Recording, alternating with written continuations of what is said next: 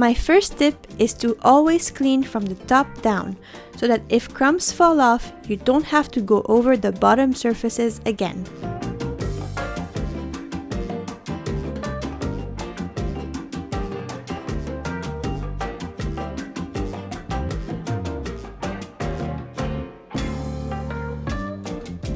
My second tip, work quickly and in small sections so you wouldn't have to leave the food out for too long.